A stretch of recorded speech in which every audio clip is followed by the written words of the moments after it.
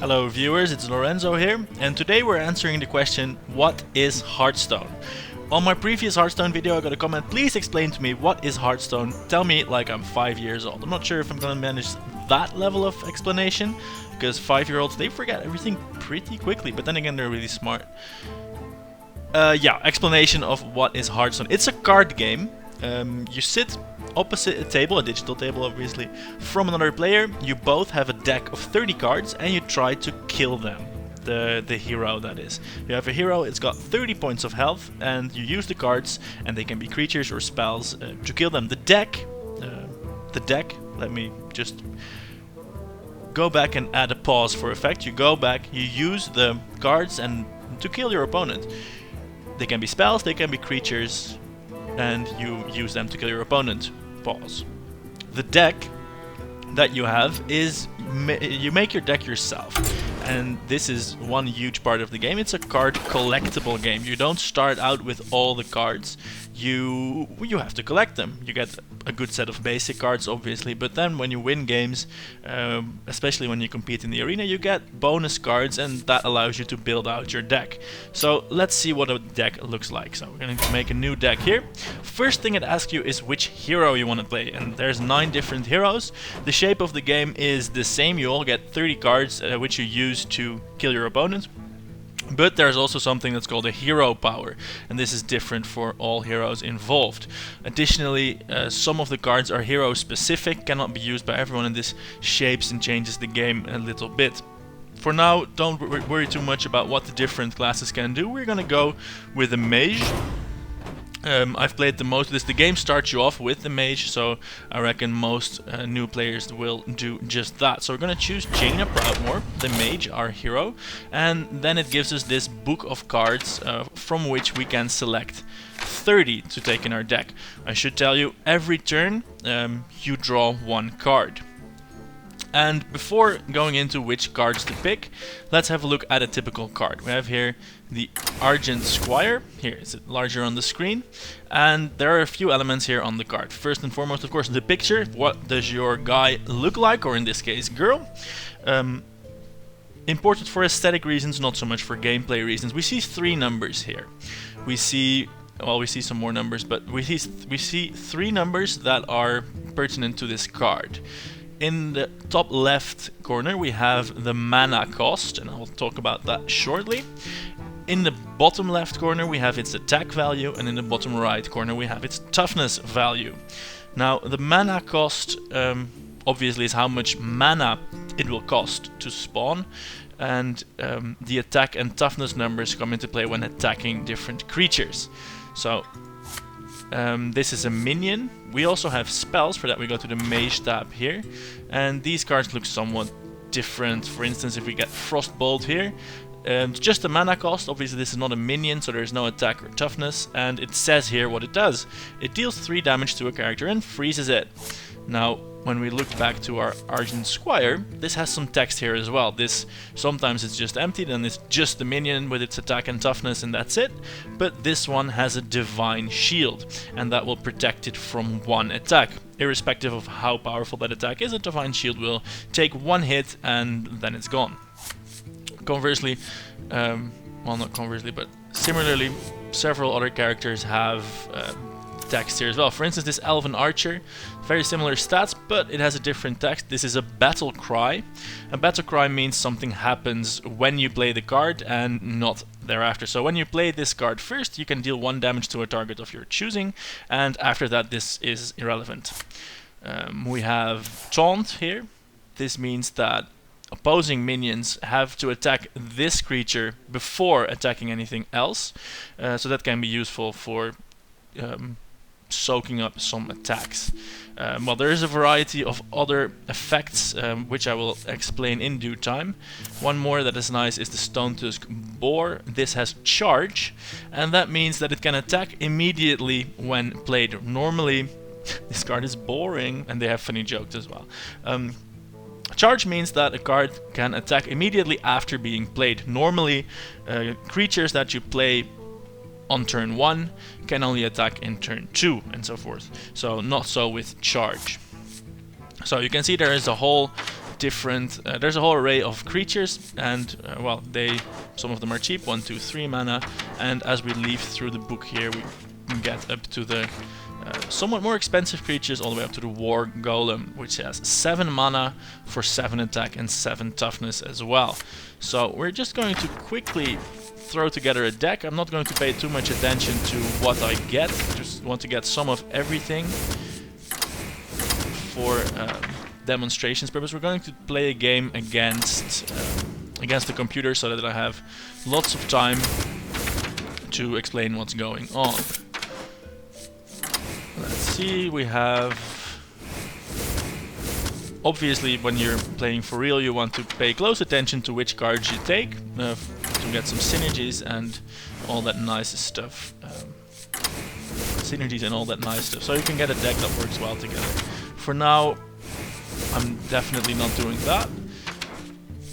I'm just making sure we have some of all the interesting effects.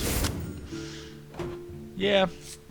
Let's go into a game that makes it a little bit easier to explain things. So we're going to practice mode, and if you're playing for real, I would suggest to always go versus a human first. There's no penalty for losing, and you pick up on the game way faster that way. It's just I'm using a practice mode now, so I have infinite time every turn to explain things where necessary. So let's play against let's do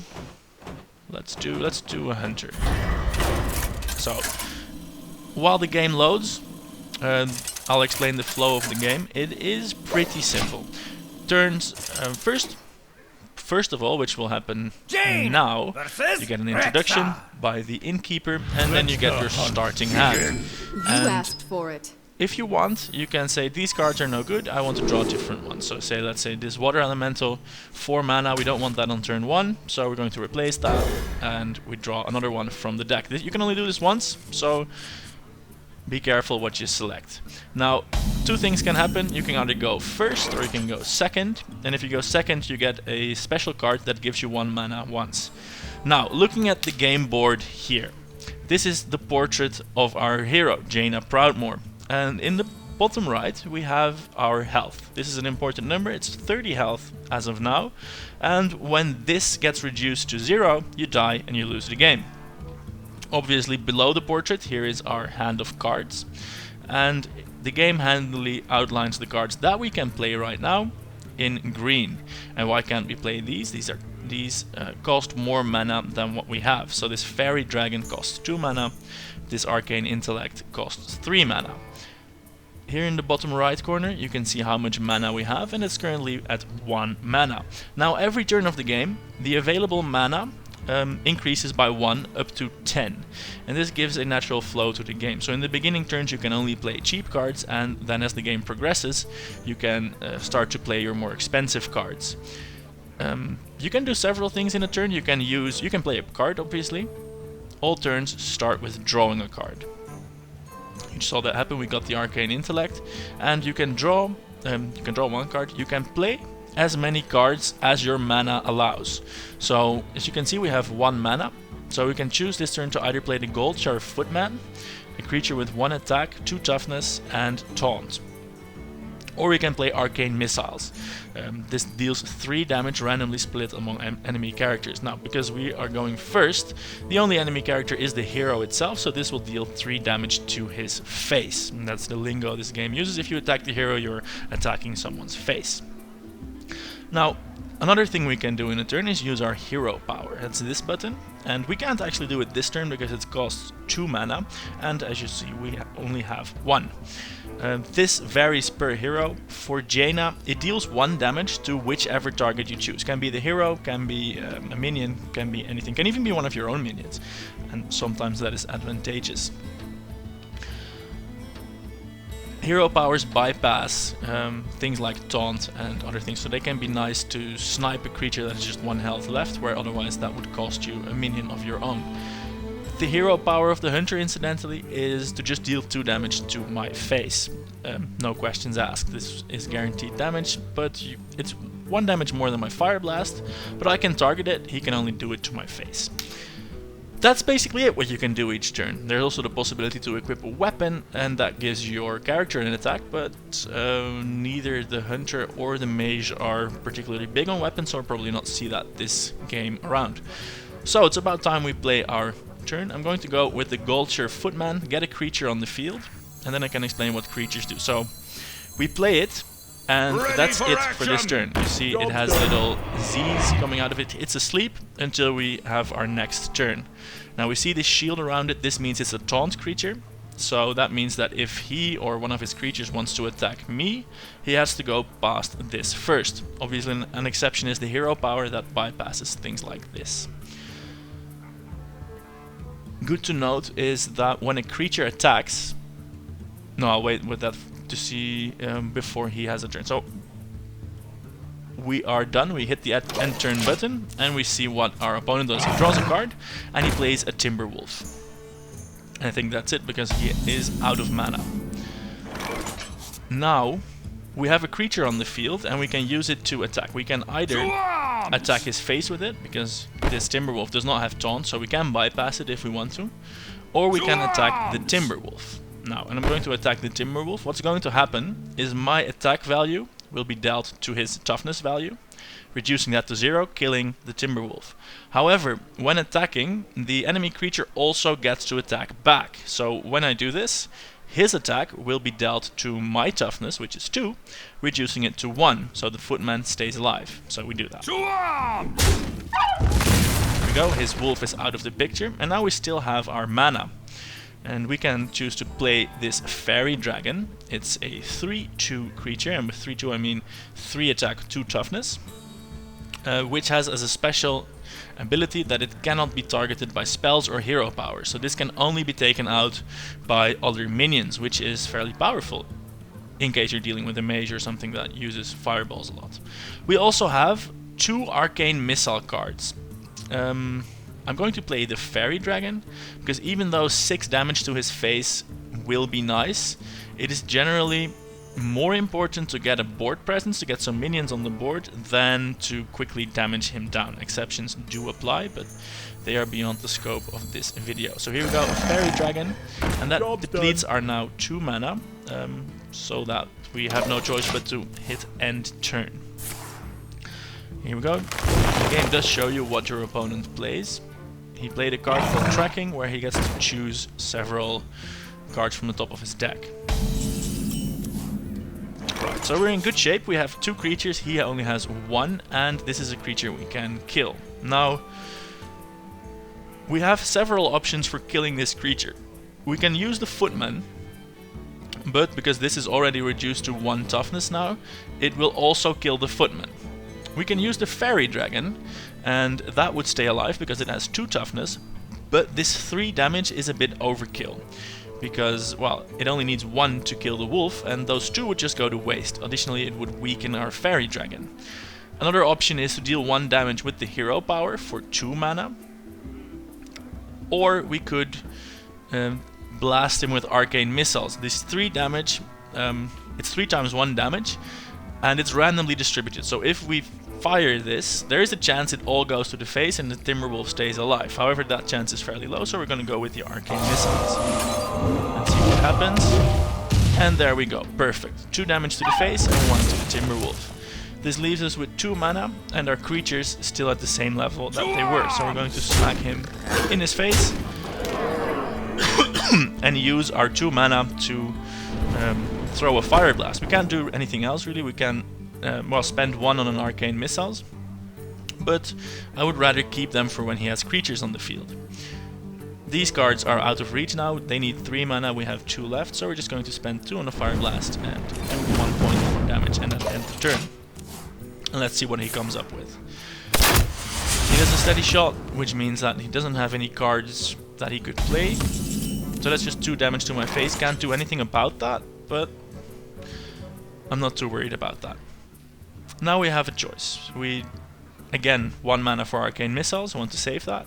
3 mana for 2 cards. This is a card that lets you draw more cards, which doesn't do anything in and of itself, but, well, is nice. A Frost Nova freezes all enemy minions, and a frozen minion can't attack his next turn. It says it right there on the screen. Or we can shoot a Frost Bolt, which deals 3 damage to a character and freezes it. Now, we could do this and hit him in the face for 3 damage, or... well, these are all things I rather use on creatures, so I'm going to go with Arcane Intellect, which draws us 2 cards. And we're fortunate we get a card for 1 mana, and we do have 1 mana left. We can play the Mana Wyrm, or we can play the Argent Squire that we looked at before starting the game. I'm going to go with the Mana Wyrm because it has an interesting effect, that whenever I cast a spell, this creature gains 1 attack. So when I play it now, it has 1 attack and 3 toughness, but if I start casting spells, this attack will rise, causing it to be potentially very powerful. So our creatures haven't done anything yet, they can attack, and then we end the turn, see what our friend the Hunter comes up with. He plays a Bloodfang Raptor, and he shoots me in the face. So this puppy here has 3 damage and 2 toughness. We draw Flame Strike here. It's a very powerful spell that deals 4 damage to all enemy minions, but costs 7 mana, so we can't use that quite yet. Now for dealing with this raptor, we have 4 options. We have more options. We can trade it for the Fairy Dragon, and by trading I mean that if I attack the Bloodfang Raptor, it will die, but the Fairy Dragon will also die, hence trading. I don't like this in this situation because we don't have to, but if there was no other option, it would be alright, because there are still other guys on the board for me, and I would maintain board presence. And it is sometimes dangerous to leave a minion that by itself doesn't pose a threat, because all sorts of buffs do exist. If you can, I do like to keep a clean board, for the opponent that is. We could attack with our Footman, which would be a weak option, because the Raptor would kill the Footman, whilst the Footman would fail to kill the Raptor. See, 1 attack versus 2 health, he retains 1 health, attacks for 3 against my toughness, and the Footman dies. Same with the Mana Wyrm. I could attack with the Bloodfang Raptor. I could attack it, it wouldn't die, the worm would, and that would not be good for me. I could use both of these to get rid of it, or just this, or my favorite option, I can just use a spell to get rid of it. So we're going to go with the Frostbolt for that. Shoot it. And this has an extra effect that had it had more hit points, it would be frozen and unable to attack, so that can also be a stalling tactic. Now, casting that spell has increased the attack on my Mana Wyrm by 1, and this also means that I don't mind spending the Arcane Missiles to hit our enemy in the face, because it will do the 3 damage, which is not too shabby for 1 mana, but it will also buff my Mana Wyrm. Now we have 2 mana left, and I can choose either to spend that on a Fire Blast or to bring out the Argent Squire. I'm going to keep the Argent Squire in my hand and just deal the 1 damage, and then of course attack. And as you see, this Mana Wyrm had the ability to attack from the beginning of our turn, but because I knew I was going to cast spells, I waited until the buffs happen. And when you get more different effects going on, you can find strategy and tactics in the order in which you play your cards, and that can mean the difference between winning and losing a game. So here we go. Go on up. And our enemy's now at 8 health, and that means that next turn I can kill him. Look, I have 3 attack on the Mana Wyrm, 3 attack on the Fairy Dragon, 1 attack on the Footman, that's 7, but I have my hero power that deals 1 damage, is 8. This is called lethal. I have lethal next turn. If you want to speak Hearthstone lingo, you say that. And of course, that's unless he manages to do anything about that. So let's give him the turn and see what, if anything, he does about that. Well, he kills my Footman, and he did that with his Battlecry. And the Battlecry, as you remember, is something that happens when you play it. So he played the Rifleman, that dealt 1 damage to my Footman, which killed it. Now this Battlecry is irrelevant, it's just a 2/2 minion. He also played the Silverback Patriarch, it's a taunt minion, so before I can now attack his face or the Rifleman, I have to get rid of the Silverback Patriarch. And I'm going to do that through playing a Frost Nova. Look, at this point, if I use just my minions, I will need neither of these minions can get rid of the Patriarch. They can both attack it without dying, because this has only one attack, so whichever one gets attacked back, it still has more than 0 health, but both of these minions only have 3 attack. So I would need both of them to kill the Patriarch, which wouldn't be optimal, because then next turn this Rifleman would be able to take out the Worm or the Fairy Dragon of his choosing, because this would have 2 hit points, this would have 1, and he would have 2 attack. What can I do about this? Oh, this is a nice... I just saw an interesting play. I could do many things. I could attack it with one of the creatures, I could follow that up with a Fire Blast, which would take it out, and then I could attack the Rifleman. If I were to do just the creatures, I would attack with the Fairy Dragon into the Silverback Patriarch. That would leave this with 1 hit point and this also with 1 hit point. Then a Fire Blast on the Patriarch, that would kill it.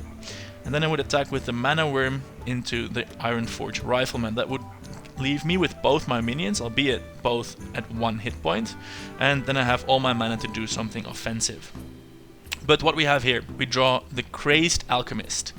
And this is a minion, it's a 2/2 minion, so it can attack, defend, anything other minions can, but its Battlecry, it can swap the attack and health of a minion with one of its Alchemist potions.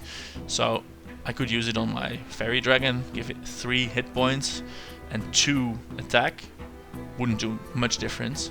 Could use it on the Rifleman, but that wouldn't do anything because it had 2 and 2. Or, and that's what I'm going to do, I can use it on the Silverback Patriarch. So let's play that. I love my new recipe. And you might think, what the hell did you do? You just gave it 4 attack. Yeah, but now it also has 1 hit point, which means that just the Fire Blast will take it out. So we get a minion and kill one for 4 mana, while our creatures are still intact. So now we have 2 mana left. I still don't want to play the Argent Squire, because it wouldn't really do anything for me. And this means I'm going to attack the Rifleman with the Worm and hit Rexar in the face with the Fairy Dragon. So again, we have lethal next turn, unless he manages to do something about it. Don't mess with Tusk. See, this character has his Battlecry as summon, so it's basically 2 characters for the price of 1, and he gets another Silverback Patriarch, which is annoying. We, however, drew a Polymorph, which changes any minion into a 1/1 sheep. Now I could do a Frost Nova. That would increase the attack of the Mana Worm to 4, use that to beat down the Patriarch, and then I can just kill the Hunter with the 3 and the 2 from this. But it's more fun to use the Polymorph, I think. We make a sheep out of the Patriarch. Grab a Fire Blast to get rid of that. And then we keep all our minions again. And we just smack him in the face. He has no taunt minion, so I don't have to even bother with these. And then we kill Rexar. And that means that we win the game, because his portrait has just exploded. And that's basically it, the basics of Hearthstone. Now, of course, this was versus the easiest AI opponent. Wow, this was my 100th game won in any mode. It just gave me 300 gold. Well, that's a nice conclusion to a tutorial. And I suppose you now know I played 100 games of Hearthstone, which is something, I suppose. Anyway, that's the basics of the game. With more cards comes more complexity and comes more strategy, but that's about it. So get the game, it's free. Play some, get some cards, and before you know it, you'll be hooked. I'm Lorenzo, thanks for watching today. Goodbye.